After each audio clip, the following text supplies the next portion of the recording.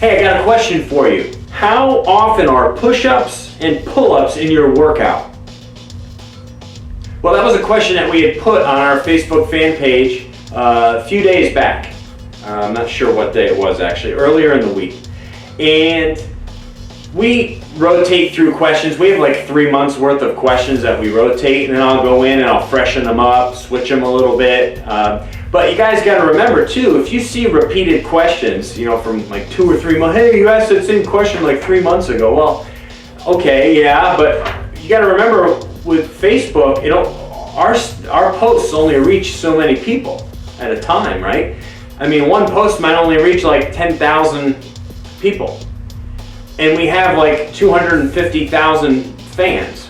So you're hitting a very small group of your fans, unless you're boosting posts and stuff to reach more people. Does that make any sense to you? So a lot of times, yeah, if you're seeing repeat questions, maybe just because you follow us more closely, but a lot of people aren't seeing anything, So that's why we'll repeat a lot of the same or similar type questions. So the answer to this question, variations of these two should be done regularly in my opinion.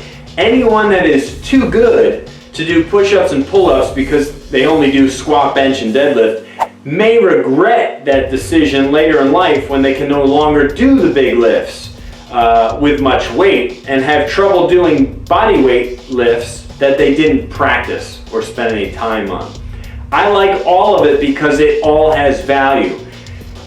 So I'm not saying, don't squat, don't bench, don't deadlift. Of course do those things. But the movements like push-ups and pull-ups and things that we can do with our own body weight, that we can do varieties of, variations of. We can add weight to our bodies, we can angle our bodies differently, we can play with time under tension and things like that. There's a lot of variables that we can twist and to shape that exercise a little bit differently.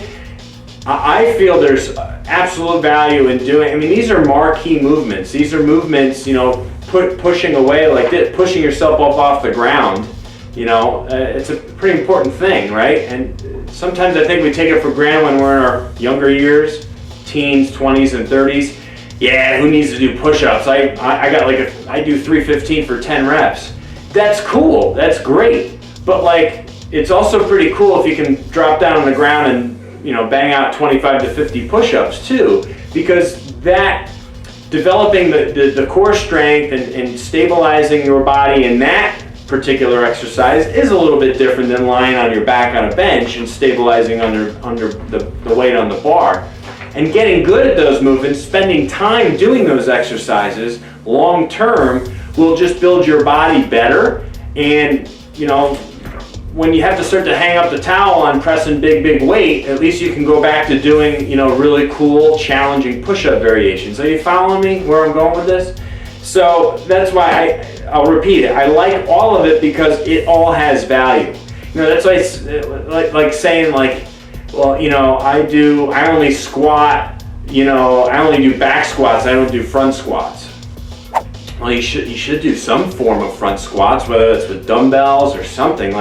Front squats are fantastic. I've been doing a lot more of them recently because my body feels really good. They're challenging. I can go with less weight, and they're still hard. I feel the quads big time, and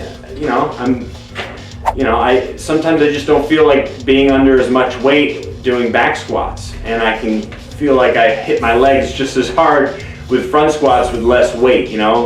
If you're doing front squats like $185, that feels harder in a lot of ways than doing 2 1/4 or 275 on your back. It's just because of the way you have to hold the bar and especially if you're cleaning the bar up from the floor. So going off on a tangent, but it's worth it for this particular topic. Coach Chris, Team Critical Bench, thanks for listening, and we'll see you soon.